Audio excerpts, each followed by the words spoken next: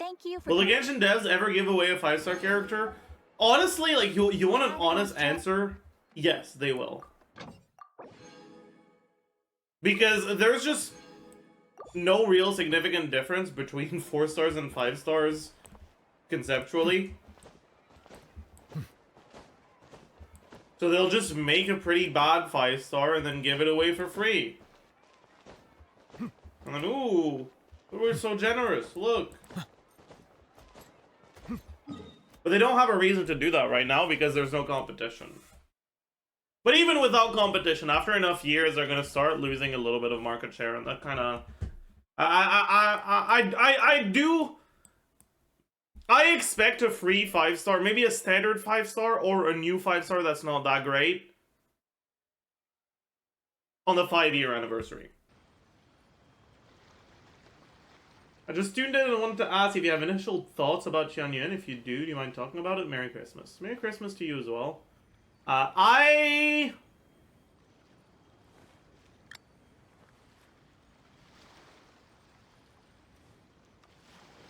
think Xianyun is going to be a pretty decent unit. Like, if we go back... When was the last... Yeah, I guess, if we go back to Farina release, right? I talked about how, for supports, I'm a little bit more generous with my rankings. Because, at the end of the day, you'll be able to play them in multiple different teams. Whereas carries, generally, the ones that are, like, on-field, you either feel like playing them or you don't, right? And when you don't, then pulling for them has been completely useless because they're not there. You're not using them, right? You have one slot for a carry on your team and 3 slots for supports if you play, like, dedicated carries. And that makes it so that you have to be a lot more selective about which carries you go for. Otherwise, it's gonna feel like a waste of Primos, right? Because she's a support, then it's a bit easier to, like... It's easier to justify going for her. And because of that, I mean, it's partly because of that I think she's a pretty decent unit.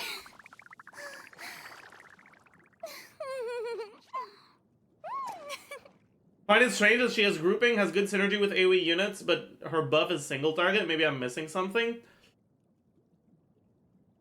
She's supposed to be a kind of a generalist in those teams. But yeah, overall, I think she's pretty good, and I kind of like her. I'm gonna go for her myself, for sure.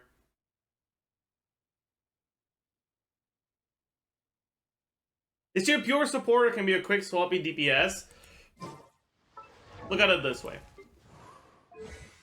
Kazuha's motion value on his plunge attack is 349, plus the plunge damage itself, which is 140 if you get collision plunge, right?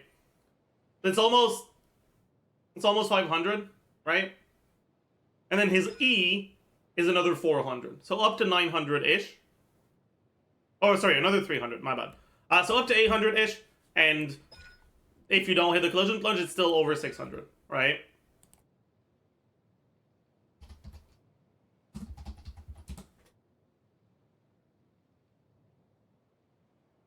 Her E plunge is 516. It takes longer than Kazuha, and it does less damage. And even on Kazuha, you don't even build him attack, because it's better to build him EM, because he does literally more damage with EM. In other words, you can, if you really want to, use her in a team like this. Where you, like, actually deal damage with her, but it's not going to be very good.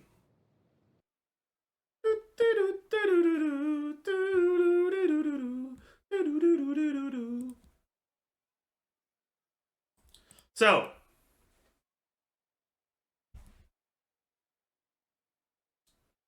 we're gonna have 5N2C JP versus 8N2CJ.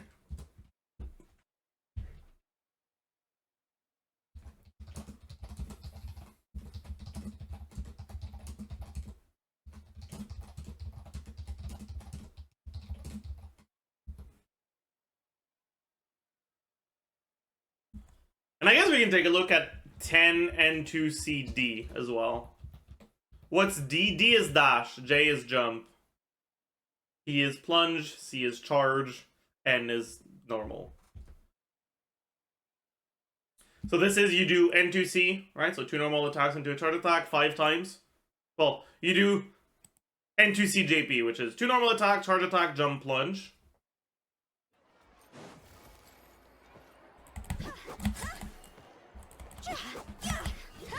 This combo 5 times. Okay. Okay, so yeah. Jump cancels are better than C1 dash cancels for damage. And pretty significantly with Xianyun. We assume all this has VV? No, we assume none of it does. This is a double hydro team that does not swirl pyro.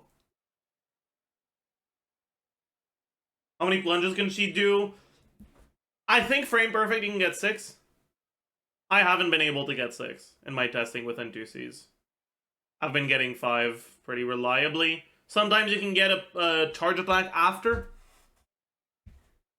And you can finish it off with a charge attack, but personally, I'd rather just make sure I'm getting high plunges and no low plunges. And that's about as much damage as if we got an additional charge attack. So it's not that big of a difference, and it makes it less tight, so I like it a bit more. Do you think we'll be able to vape in AoE? Kinda, yeah, but maybe... Yes, you should be able to, yes. Hopefully. Why is the unvaped plunge included for all 3? Because I'm a fucking dumbass, thank you. That seems so high as a gain. Yeah, because Xianyun's damage, like... The motion value you gain from Xianyun is basically all of that gain, right? Like, without it... Oops.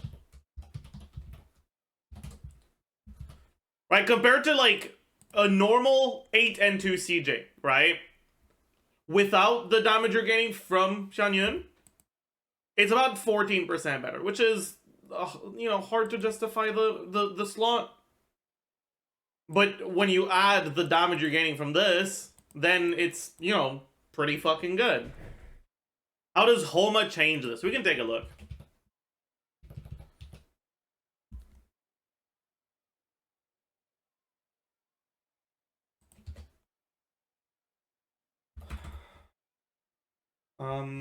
It's 608, right?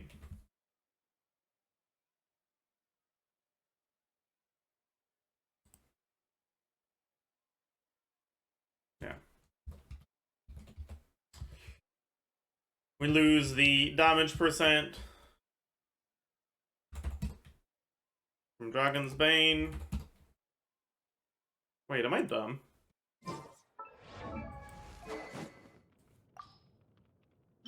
No, okay, that's fine.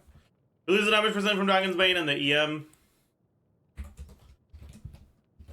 Now we put the HP from Homa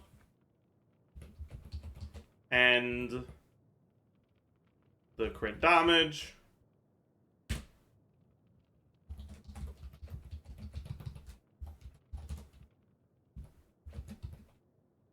And the attack.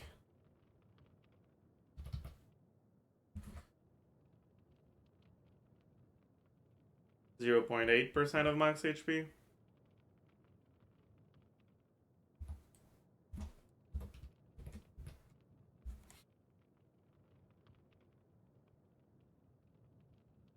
Wait, what?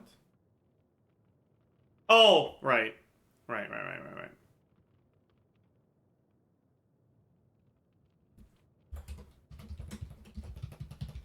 And we go EM sense.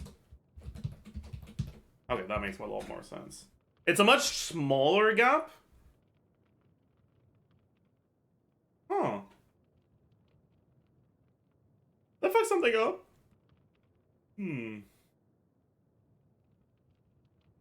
Forgot to remove Dragon's Bane from second... Ah, yeah, that's what I fucked up. Thank you very much.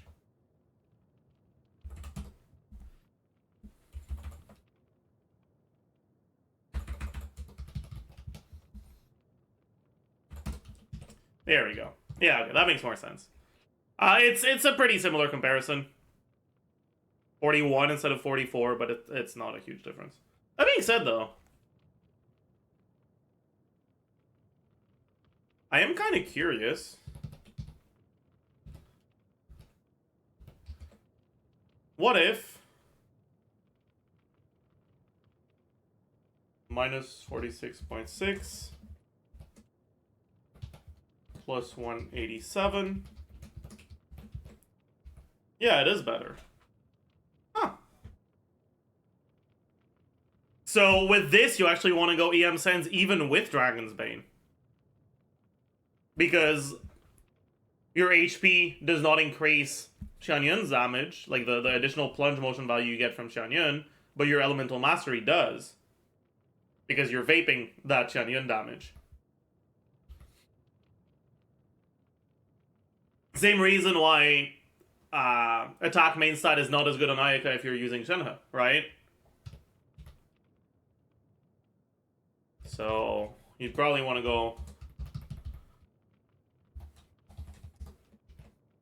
Yeah, it's a little bit higher even. Thank you for the raid, Sugino Shade. Hope you had a nice stream.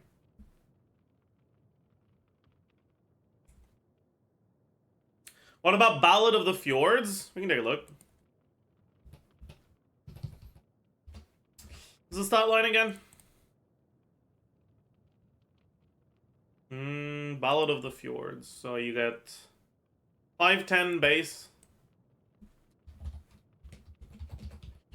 You get 27.6% crit rate.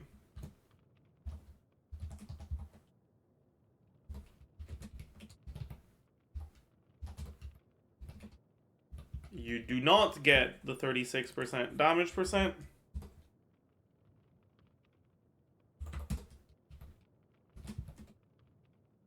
And you get a little bit less EM. You get 120. It's worse? Why is it worse? Wait, something's wrong here for sure.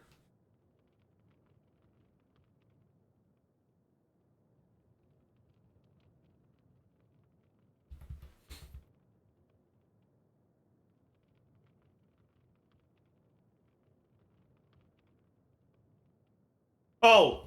Wait. No, is it just worse than Dragon's Bane? It doesn't... Is it supposed to be? I guess, yeah. Because it's R1, and R1 is just...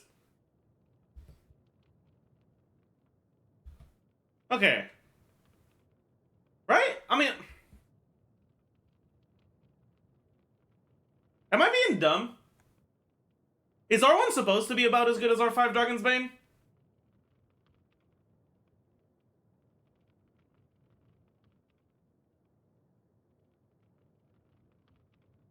HP is low? It is, yeah, because this is the M Sens.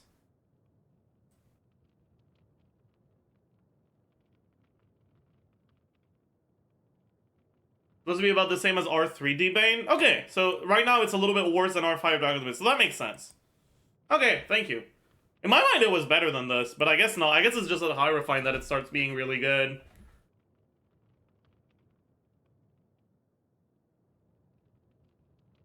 We can check R5 though. It's just fucking 240 here.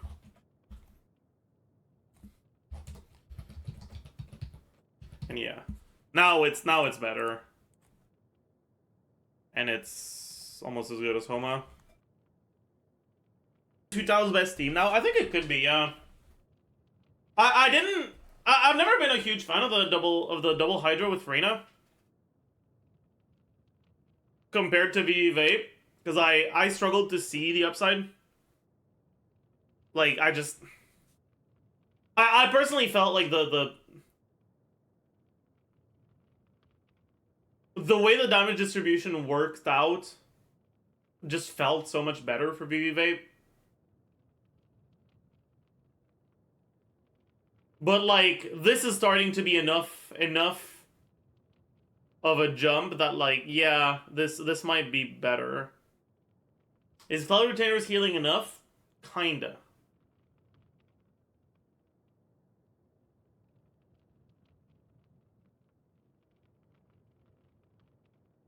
Did C1 Hutao lose value? Yeah, it did. This is C0 jump cancel. This is before, like, without Cloud Retainer. This is C1 dash cancel. I think there's a very real possibility that Hutao's best constellation is now Farina's C1.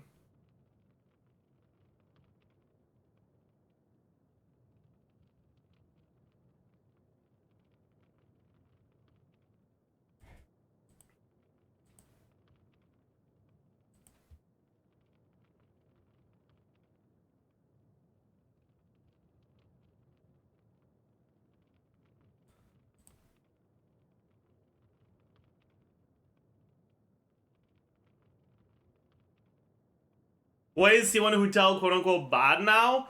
Because usually, right? Like, right now, with Hutao, you have, you want to do your either N1 or N2C, and then either dash cancel or jump cancel. But with Cloud Retainer, your jump cancel leads to a plunge attack. And doing those jump cancels with plunge attacks is more DPS than doing dash cancels. Which makes the main upside from C1 not mean anything in teams where you're playing Cloud Retainer. Show the combo for the stream? I mean, I could. I don't mind. I can head to this guy and show it.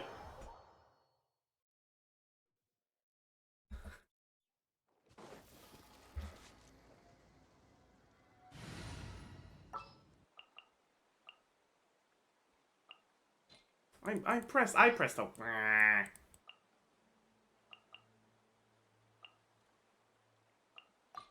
What shall...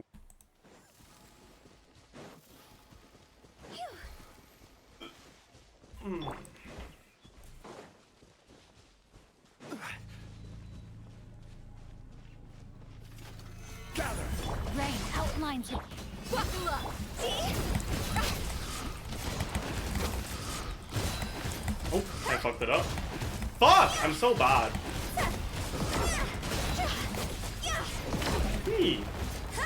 Yeah, so there I got... It was not exactly the combo I was attempting to do. But I think we actually ended up getting a little bit more damage anyways. So it's fine. Stabilize. 1, 2, 3, 4, 5. This is the main combo.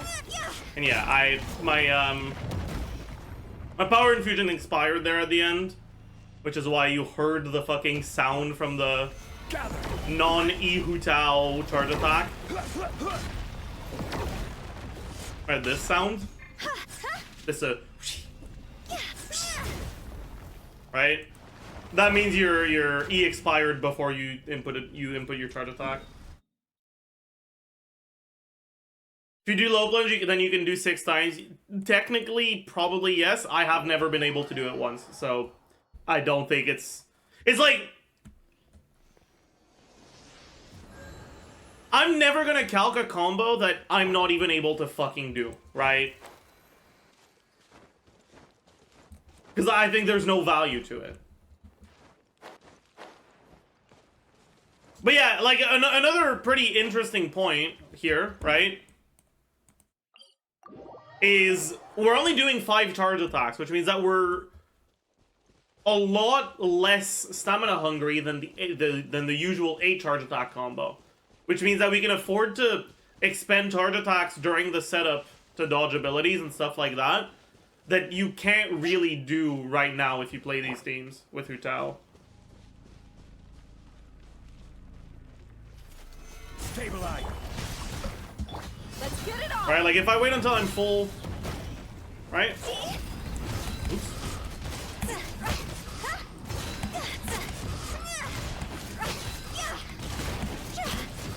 Alright, you look at my stamina bar, I didn't even use half, right?